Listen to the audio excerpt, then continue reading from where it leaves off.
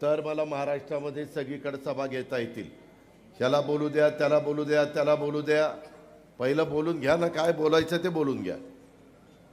मित्रांनो, सगळीकडेच महाराष्ट्राच्या विधानसभेच्या निवडणुकीची रणधुमाळी चाललेली आहे।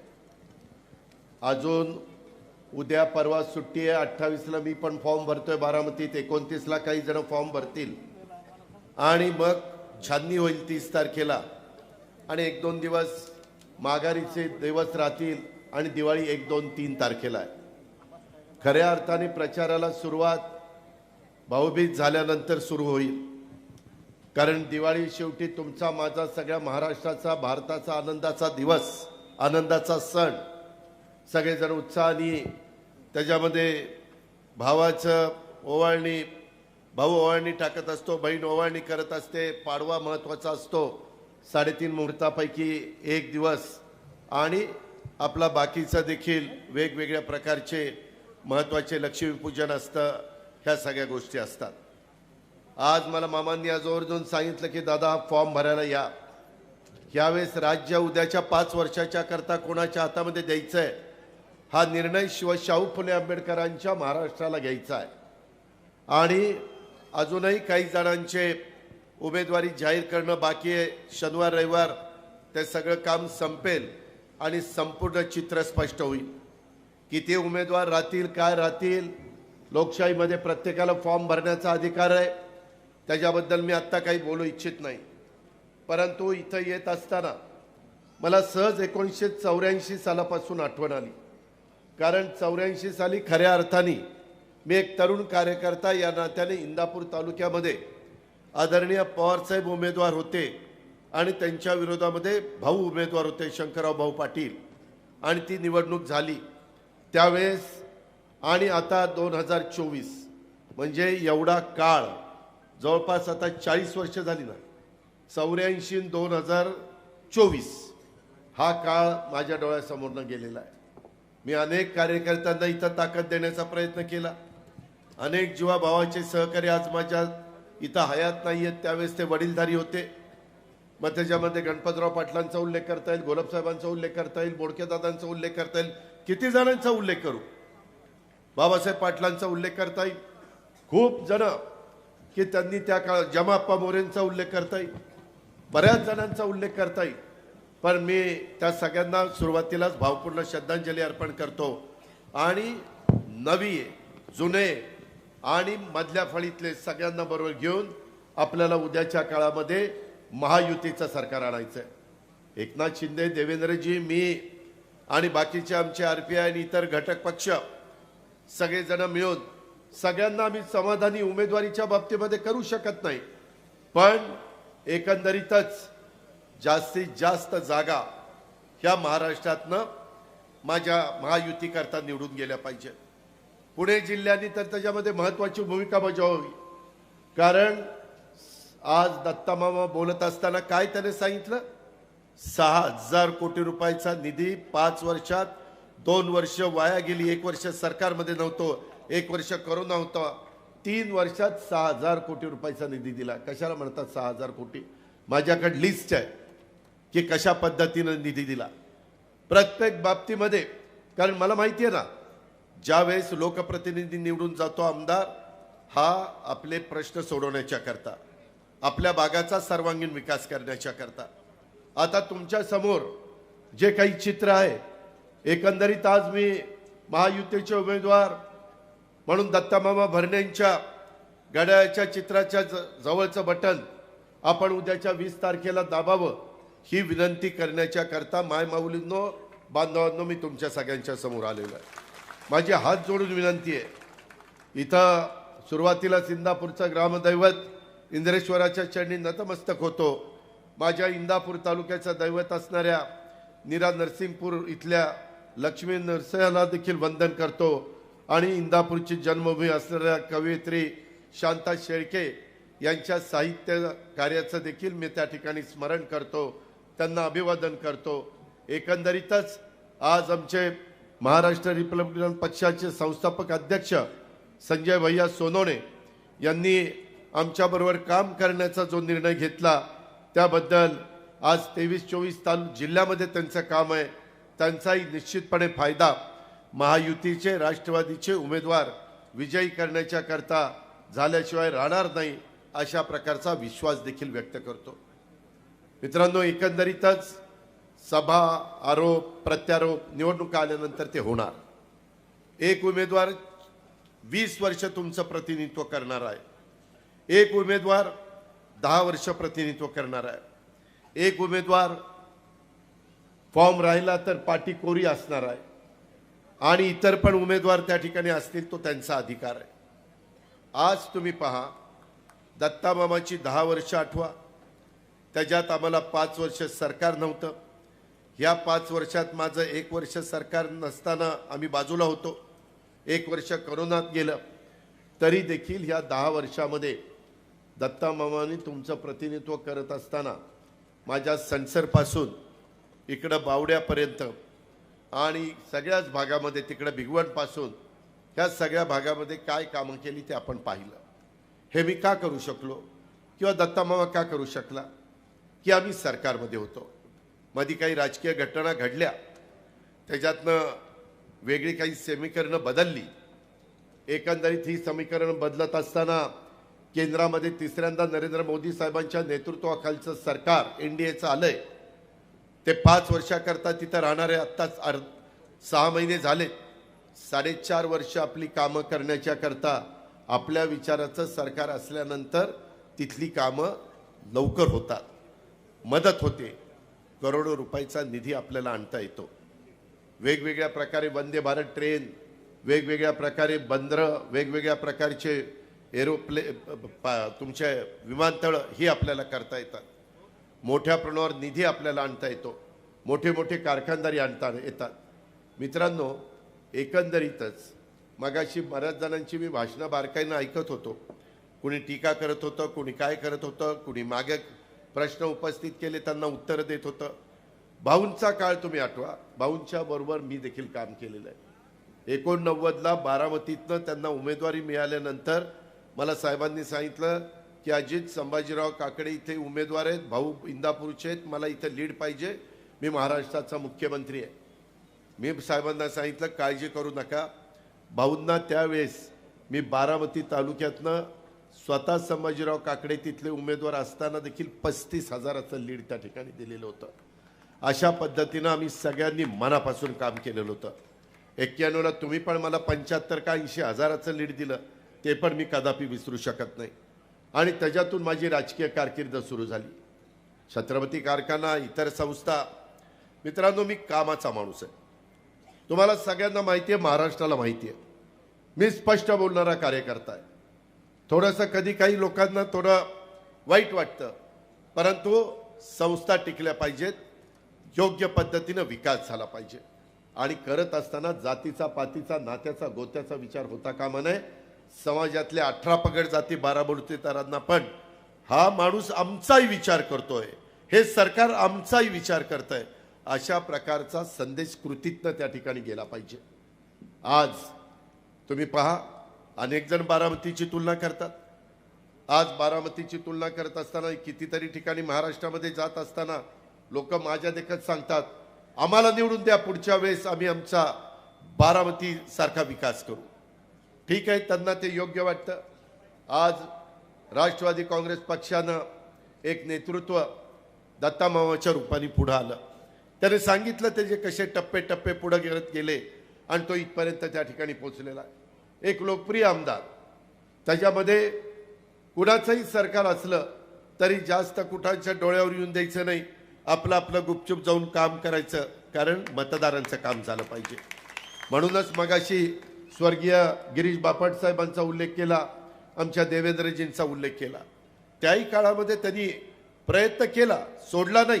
जिद्द चिकाटी ही त्याने त्या ठिकाणी सोडली नाही आणि त्याच्यातून ह्या तालुक्याचा विकास करण्याचा प्रयत्न खऱ्या अर्थाने त्यांनी त्या बाबतीमध्ये केला. इंदापूरकरांच्या आशा असतील, आकांक्षा असतील, अपेक्षांची पूर्तता करण्याचा त्याचा नेहमीच प्रयत्नाची त्याने पराकाष्ठा केली. त्यांनी लोकांना न्याय मिळवून देण्याच्यासाठी कर्तव्य भावनेतनं सामाजिक बांधिलकी जपून केलेली धडपड, तो आणि त्याचे असंख्य कार्यकर्ते. माझ्या कार्यकर्त्यांनी असं लक्षात आणून देऊ नका की बाबा याला आम्ही नाही का त्यांच्याबरोबर काम करत, दादा आमचं नावच घेत नाही. तुम्हाला जिल्हा परिषद, नगरपालिका, तालुका पंचायतीची तिकीटं दिली की तुमच्या सभेला आल्यावर तुमचं नाव घेतो. आत्ता तो आमदारकीला उभा आहे, आता त्याचं नाव घेतो. त्याच्यामुळं एकंदरीतच त्याची धडपड ही इंदापूरची जनता कधी विसरू शकणार नाही. एक कार्यक्षम, एक सुसंस्कृत, एक कर्तव्यदक्ष, एक संवेदनशील आणि एक अभ्यासू नेतृत्व म्हणून दत्तामामांची ओळख आज इंदापूरला आहे, माझ्या जिल्ह्याला आहे, माझ्या महाराष्ट्राला आहे. आपण सगळ्यांनी, मी नेहमी सांगतो, मी मगाशी संजय सोनवणेंना पण सांगत होतो की आम्ही महायुतीमध्ये काम करतोय, परंतु शिवशाहू फुले आंबेडकरांची विचारधारा, ह्याच विचारधारेने आम्ही पुढे चाललेलो आहे. त्याच्यात कुठेही तसोभर देखील आम्ही कमी पडलो नाही. आज सरकारमध्ये काम करत असताना ज्याचे उल्लेख मामांनी आपल्या भाषणामध्ये केला, त्यांच्या नेतृत्वाखाली इंदापूर तालुक्याच्या मतदारसंघाच्या विकासाची सुरू असलेली घोडदौड पुढे अशीच चालू राहिली पाहिजे. यासाठी इंदापूर तालुका वासियांनो, इथल्या प्रत्येक मतदारांनो, इथल्या सगळ्या माझ्या कार्यकर्त्यांनो, वडीलधाऱ्यांनो, मायमाऊलींनो, तरुणींनो, तुमचा पाठिंबा, सहकार्य, बळ यापुढे देखील त्याला मिळालं पाहिजे. कारण उद्या तो निवडून आला तर मला ताकद मिळणार आहे. मला ताकद मिळाली तर मी तुम्हाला ताकद देणार आहे. मी त्याच्यातनं महाराष्ट्राचा सर्वांगीण विकास करू शकणार आहे. मी मोदी साहेबांच्याकडं, अमित शहांच्याकडं, शिवराज सिंग चौहान साहेबांच्याकडं, पियुष गोयल यांच्याकडं किंवा नितीन गडकरी यांच्याकडं, यांच्याकडे जाऊन मला माझ्या महाराष्ट्राकरता हे पाहिजे, आपणाला हे करून पाहिजे. तुम्ही म्हणाल कसं, कांदा निर्यात बंदी होती, कांदा निर्यात बंदी उठवली की नाही?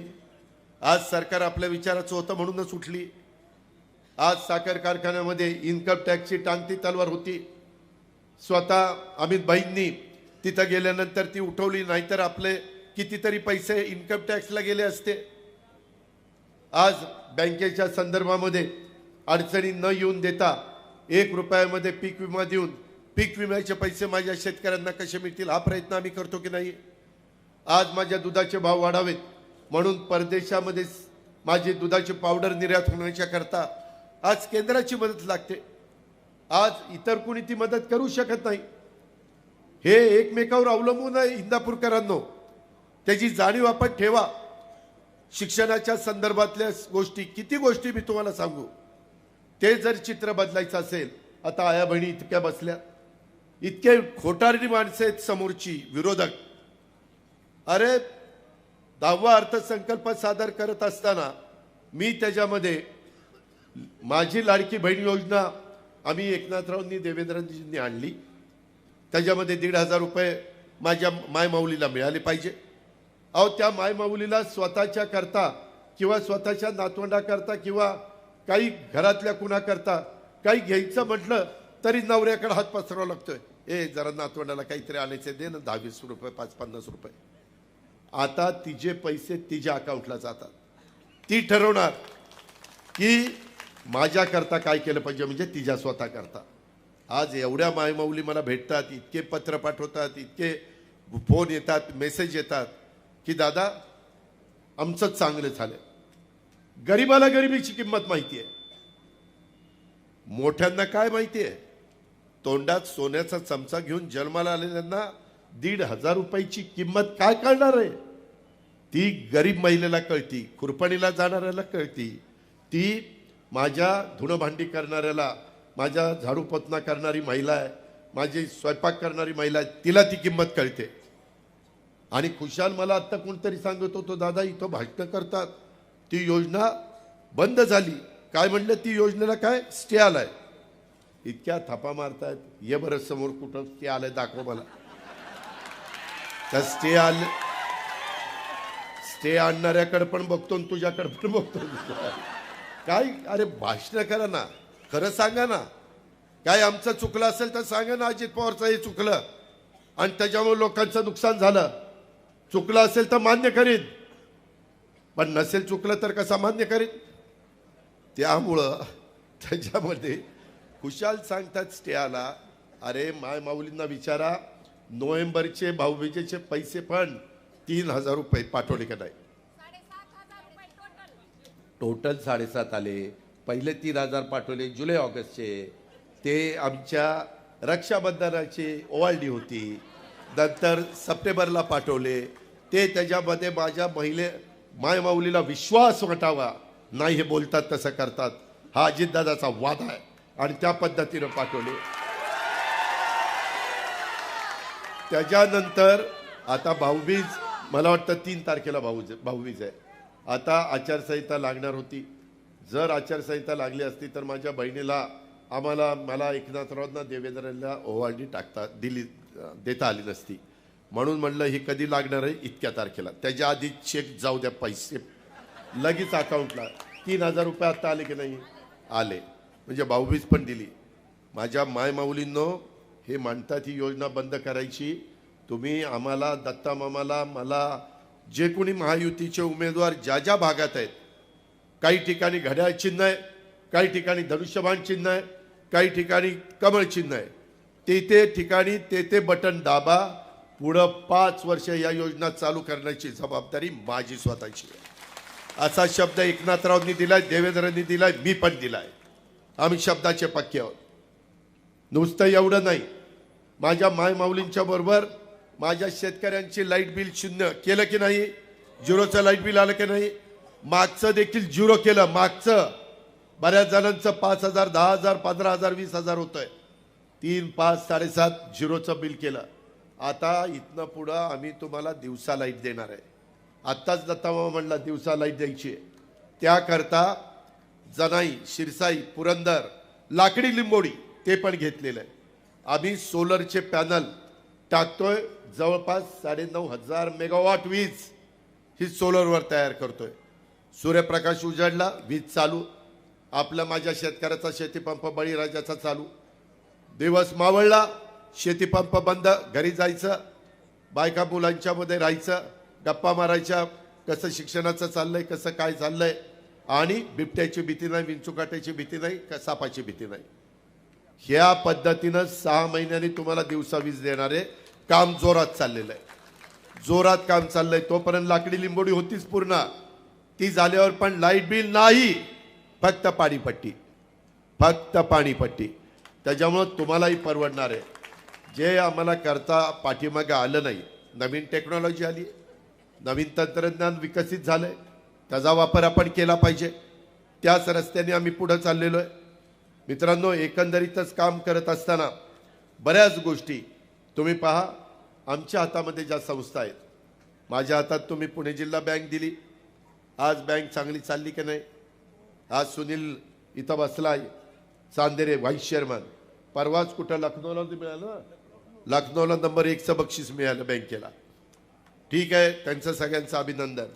दिलेल्या संस्था ह्या तळहाताच्या फोडाप्रमाणे जपायच्या असतात. बँक चांगली चालली, जिल्हा परिषद चांगली चालवली. आत्ता सध्या त्या ओबीसीला आरक्षण मिळालं पाहिजे म्हणून सुप्रीम कोर्टात केस चालू आहे. ती लवकर लागावी, कारण कार्यकर्त्यांना पण झेडपी सदस्य, तालुका पंचायत सदस्य व्हायचं असतं. त्यांनाही वाटतं आम्ही लोकांना खासदार आमदार करायचं आणि आम्ही काय नुसत्या सतरंज्या उचलायच्या का? नाही का उचलायच्या. तुम्हालाही मिळालं पाहिजे. त्या ठिकाणी तुम्हाला वेगवेगळी पदाच्या करता हे एकदा इलेक्शन उद्या, त्याच्या मागच लागणार आहे. त्याही निवडणुका लवकर कशा लागतील त्या पाहणार आहे. मित्रांनो, एवढंच नाही, आपला पुणे जिल्हा दूध संघ पण चांगला चालवलाय. बारामती तालुका दूध संघ पण चांगला चालवलाय. संस्था चालवायला नेतृत्वामध्ये धमक आणि ताकद असावी लागते. ते येड्यागाबाळाचं काम नाही. तुमचा दूध गंगा दूध संघाची काय अवस्था आहे? वाट लागली. त्याच्यानंतर अमृत आलं.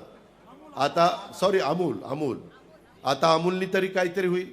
ते अमूल पण बंद पडलं, दूध गंगा पण बंद पडला.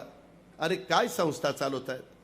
भाऊंनी लावलेलं कर्मयोगीचं रोपटं आज किती कोटी रुपये कर्ज आहे?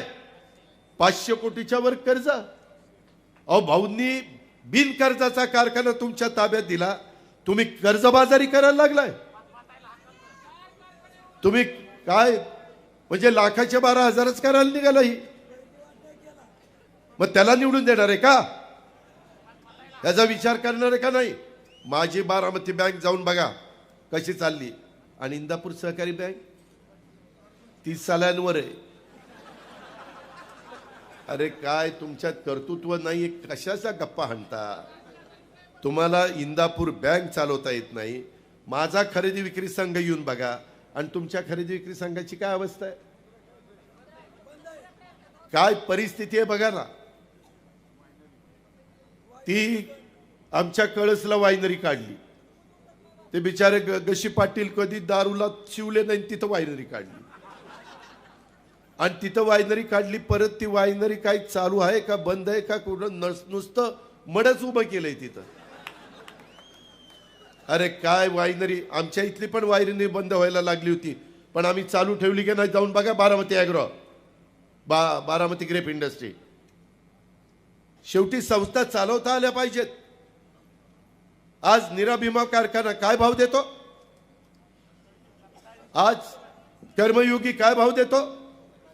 आज माझ्या नेतृत्वाखाली चाललेला योगेश इथं बसलाय, माळेगाव कारखान्याचा संचालक, 3636 रुपये भाव आहे. कोणाचा नाद, नाद करायचा नाद.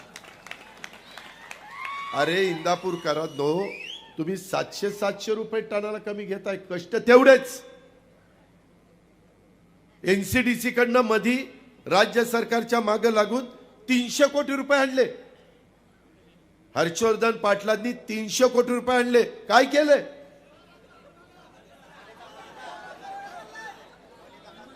सगळं गोड गोड बोलून आमच्याकडनं, देवेंद्र फडणवीसांच्याकडनं, एकनाथरावांच्याकडनं, अमित शहाकडनं मंजूर करून घेतलं आणि सोयीचं आलं की गेला निघून. आणि बोलताना काय परवा बोलला, लोकसभेला पूर्वी मी प्रत्यक्ष काम करायचो, परंतु यावेळी मी अदृश्य काम केलं. अरे अजित पवारनी असलं तर कधी आयुष्यात केलं नाही. जो कोणी उभा करेल त्याचं इमानतदारीच काम केलं. मॅच फिक्सिंग प्रकारच नाही, नाहीतर समोरच विरोध चाल. ही जी काही पद्धत आहे ना, तुमच्यावर कसा विश्वास ठेवायचा. तुम्ही एकीकडे आम्हाला घरी खानदानाला नेलं, जेवायला घातलं, वाळलं आणि अदृश्य प्रचार केला.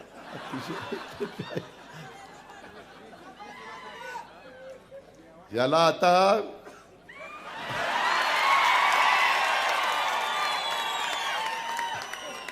टांगा घोडा कसा असतो, घोडा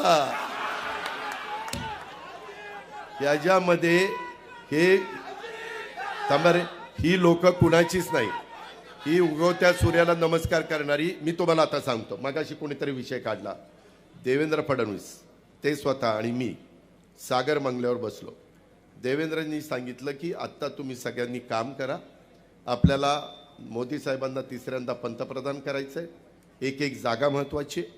ते म्हणले आमदारकीचं काय, ते म्हणले, मी म्हणलं आमदारकीच्या संदर्भामध्ये मी काही बोलत नाही. मग ते म्हणले देवेंद्र जे निर्णय घेतील तो मान्य. मी म्हणलं ठीक आहे, देवेंद्रजी घेतील तो निर्णय मान्य. मी हो म्हणलो, हर्षवर्धन पण हो म्हणला. आता निवडणुका जवळ आल्या, मध्ये 12 जागा भरायच्या होत्या, त्याच्यातल्या 7 जागा आत्ता भरल्या, 5 जागा राहिल्या. मला स्वतः भाजपच्या काही प्रमुख लोकांनी सांगितलं आम्ही त्यांना तिच्यामध्ये घेणार आहोत, परंतु थांबायची तयारीच नाही.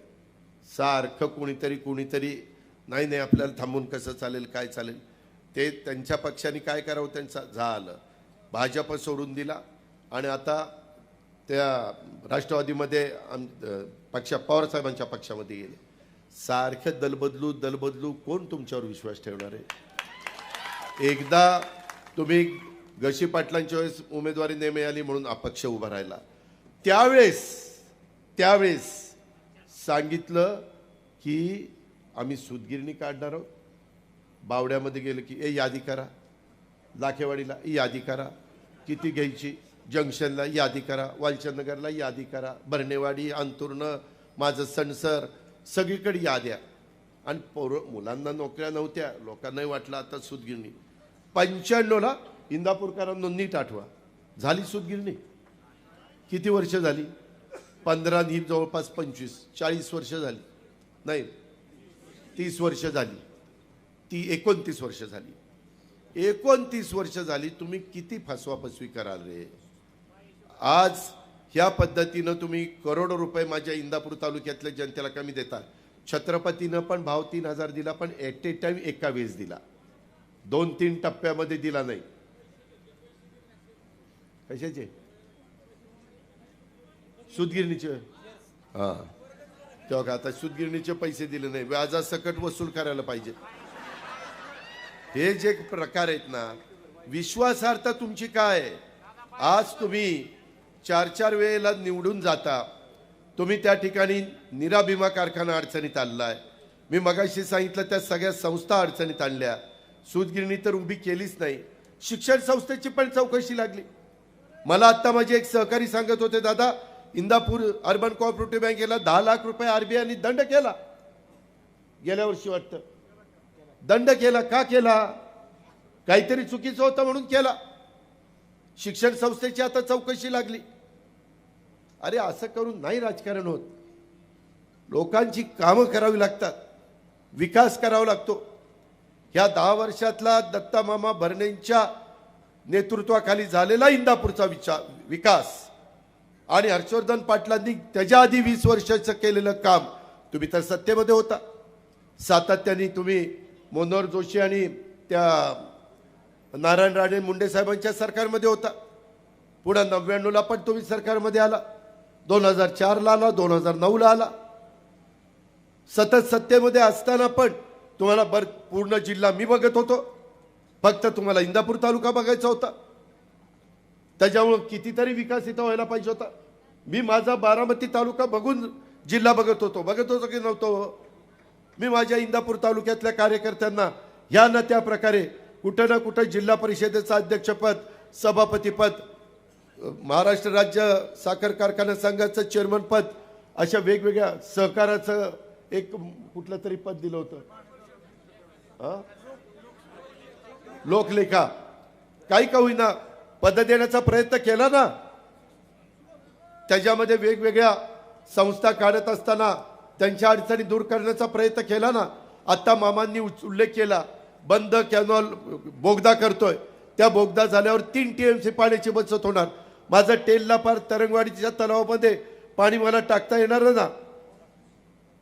या सगळ्या गोष्टी आपल्या आहेत ना, ह्याचा विचार करा ना.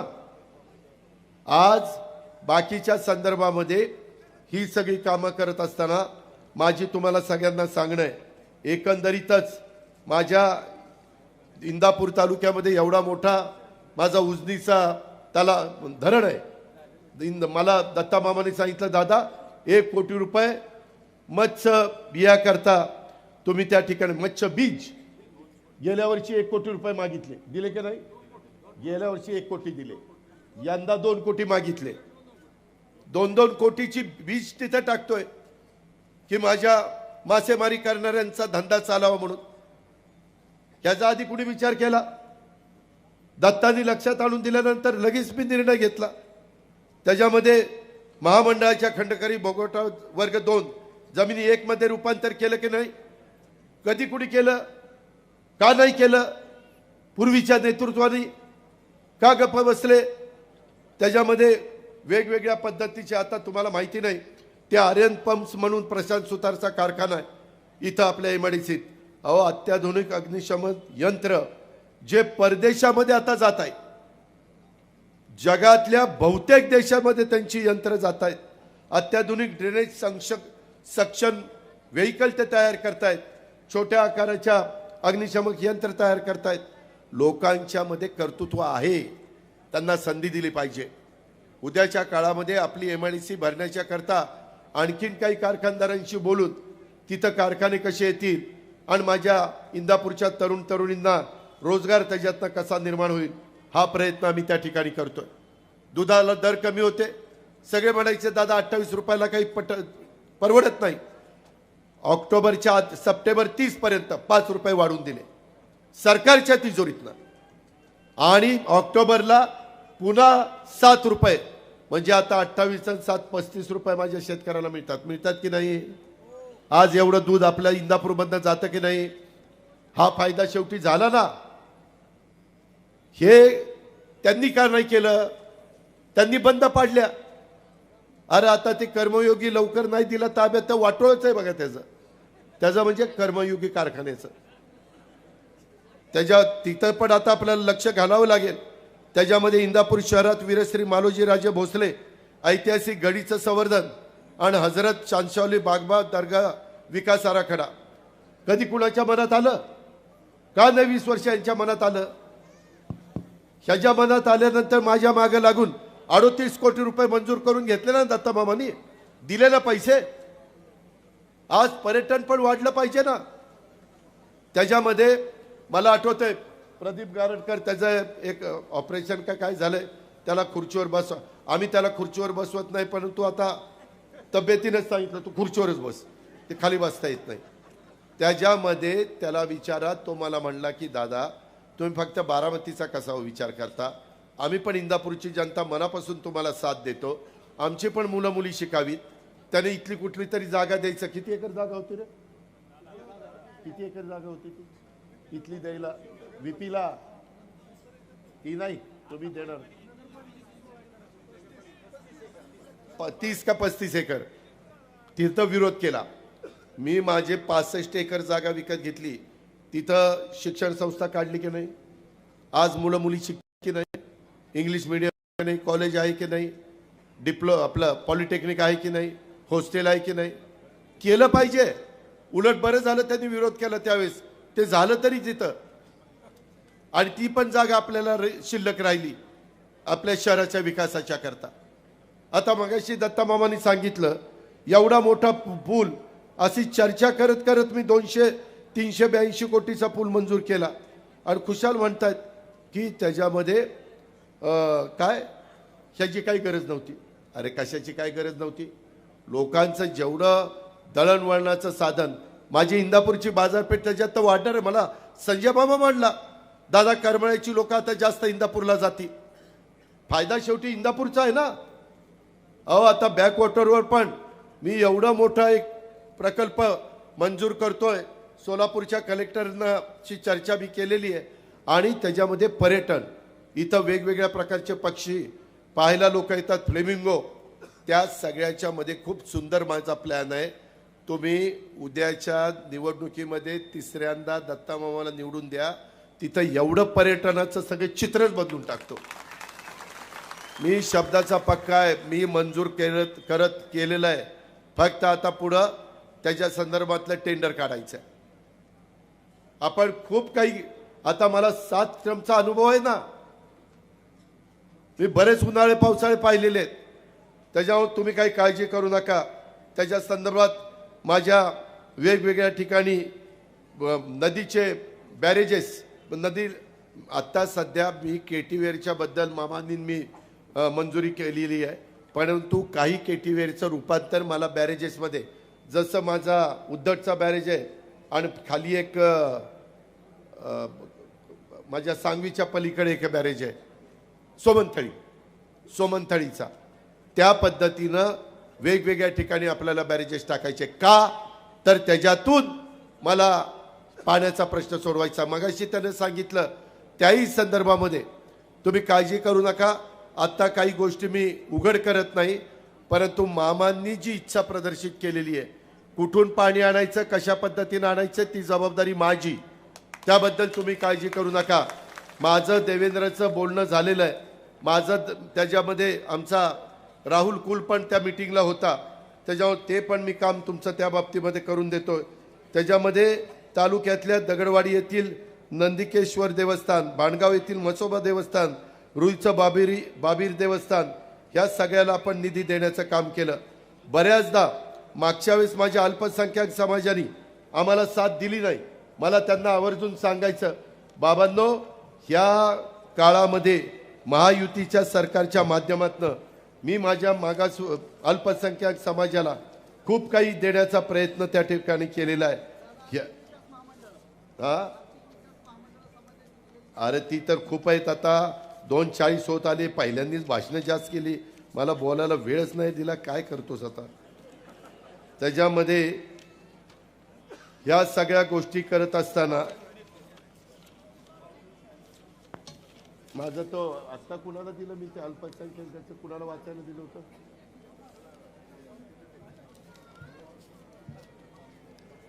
हा, अल्पसंख्याकांच्या बद्दल जसं मी टार्टी काढलं, बार्टी काढलं, सारथी काढलं, महाज्योती काढलं, अमृत काढलं, त्याच धर्तीवर अल्पसंख्याक संशोधन प्रशिक्षण संस्था त्याच्यामध्ये मार्टी काढलं.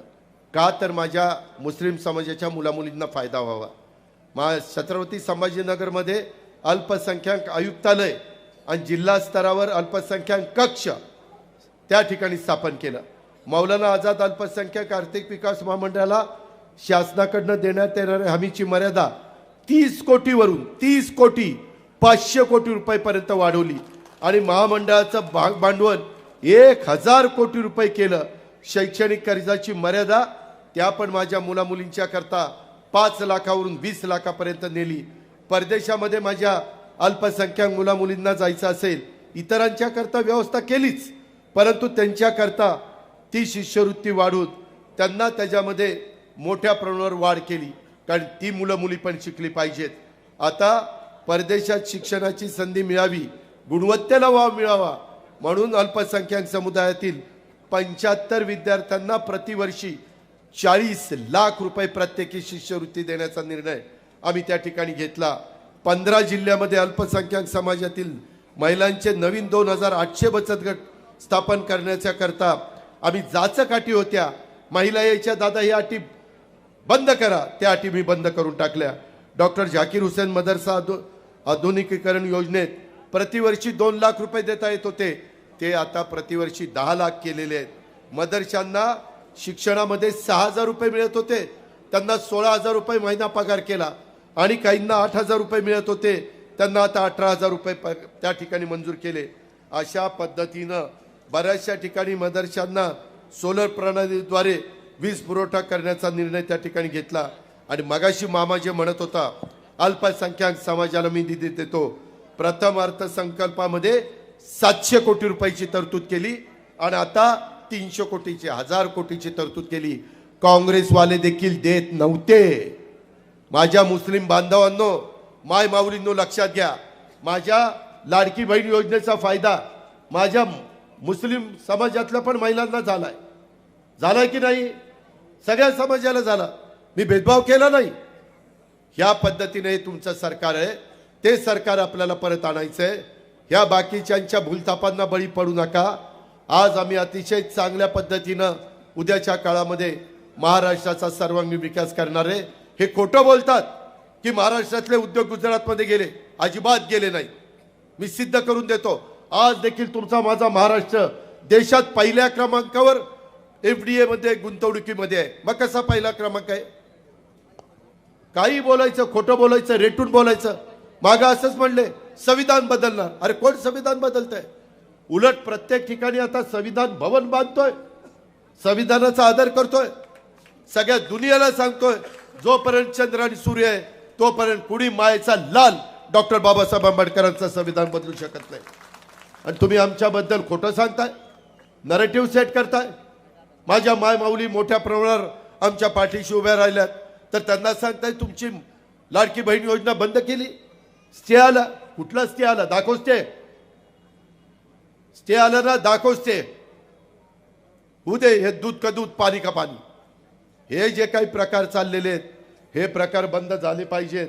माझी आपल्याला सगळ्यांना विनंती आहे की नाही, हायकोर्टाचं आता बघा, हे हायकोर्टाचं खंडपीठ आपण नाही पुण्याचं त्याच्यामध्ये बारामतीला सेशन कोर्टात तुम्ही सगळे वकील आणि बाकीचे जायचा. मी बारामतीच्या सेशन कोर्टामध्ये तुम्ही येत असताना ते बंद करून इथं मंजुरी देऊन इथलं काम सुरू केलं. मी असा हे केलं नाही की कशाला. इथंही लोकांची सोय झाली पाहिजे, इथल्याही वकिलांची सोय झाली पाहिजे. शेवटी स्वतःपुरतं बघून चालत नाही. आज आपल्याला राज्याला पुढे न्यायचं आहे, त्यावेळेस इंदापूर तालुका देखील सर्व बाबतीत अग्रेसर राहिला पाहिजे, ही आमच्यासारख्याची भूमिका आहे. आणि कदाचित माझ्यावर टीका करतील की अजित पवारांनी सोमेश्वरचा उल्लेख केला, 3571 रुपये भावाचा, 3636 माळेगावचा. छत्रपतीचा भाव कमी आहे त्याच्याकरता मी बारकाईनं लक्ष घातलेलं आहे. आता 3000 रुपये दिला. काही अडचणी मधल्या काळामध्ये आल्या, त्या अडचणीतनं बाहेर काढण्याचं काम माझं चाललेलं आहे. मी मागे असा सोमेश्वर कारखाना अडचणीत आला होता, मी बाहेर काढला आणि आज राज्यामध्ये पहिल्या 5 क्रमांकावर आणून ठेवलाय. मला थोडासा वेळ द्या. मी छत्रपती सहकारी साखर कारखाना पण पहिल्या 10 मध्ये आणून दाखवलं नाही तर म्हणेल ते ऐकील.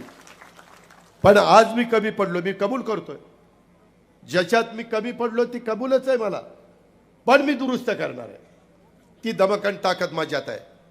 जिल्हा बँक आपल्या ताब्यात आहे. राज्य सहकारी बँकेकडे मी जाईल. अजून केंद्र सरकारकडं अमित शाह साहेबांच्याकडे जावं लागलं तर मी जाईल. मी काल होतो ना दिवसभर त्यांच्याकडं. अमित शहाकडे मी गेल्यावर काम होईल का? ही बाबा गेल्यावर काम होईल? अमित शाह साहेब आता याला दारात तरी उभं करतील का? ही जायचंच धाडस करणार नाही. अमित शहानी पण त्याला मनापासून साथ दिली, पण असं नाही ना, असा दागा फटका करता का म्हणे. हे लोकांनी ओळखलं पाहिजे. आणि माझी तुम्हाला विनंती आहे, दत्तानी माफी मागितली आहे. काम करताना मी पण 5 वर्षात बारामतीमध्ये कुठं काही कमी पडलो असेल, चुकलो असेल. शेवटी माणूस आहे, जो काम करतो तो चुकतो, जो कामच करत नाही तो बिनचुकच असतो. साला कामच करत नाही कसा चुकल. त्यामुळं त्या काही भांड्याला भांडं लागतं. कुठंतरी काहीतरी झालं असेल तर ते गोष्ट मनामध्ये ठेवू नका. तुम्ही माझ्याकडे बघा, महायुती सरकारकडे बघा, आपल्या भाजप शिवसेनेच्या सगळ्या कार्यकर्त्यांना, संजय सोनवणे, RPI सगळे कार्यकर्त्यांना बरोबर घ्या. सगळ्यांना संधी द्या. इथं आता आलो तर आपल्या मित्र पक्षालाच बसायला जागा नाही. ही आपली सगळी जागा अडवतात. अरे आपली परंपरा काय आहे, मराठी संस्कृती काय आहे.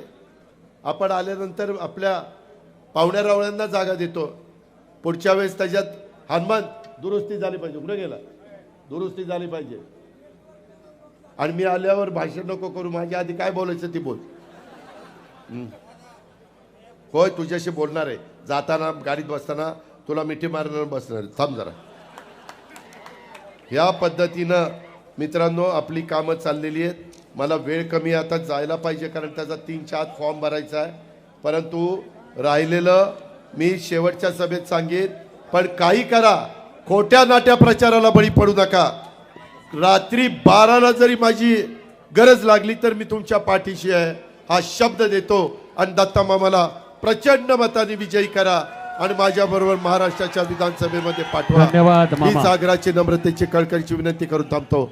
जय हिंद, जय महाराष्ट्र. धन्यवाद दादा. महाराष्ट्राच्या विकासाचा दृष्टिकोन असणाऱ्या दादांना विनंती आहे, दादा पक्षप्रवेश होत आहेत. माझी विनंती आहे त्या पक्षप्रवेशाच्या निमित्तानं आपण त्यांना पक्षामध्ये घ्यावं. गणेशजी सरवडे, निरा नरसिंगपूरचे अशोकजी सरवदे या 2 मंडळींचा पक्षप्रवेश होतोय. त्यासोबत महादेवजी कांबळे यांचाही पक्षप्रवेश होतो आहे. धन्यवाद. यानंतर एक ऐतिहासिक निर्णय, जंक्शनला MIDC मंजूर केल्याबद्दल आदरणीय दादांचा आणि आदरणीय मामांचा जंक्शन ग्रामस्थांच्या वतीनं भव्य नागरी सन्मान. आणि चला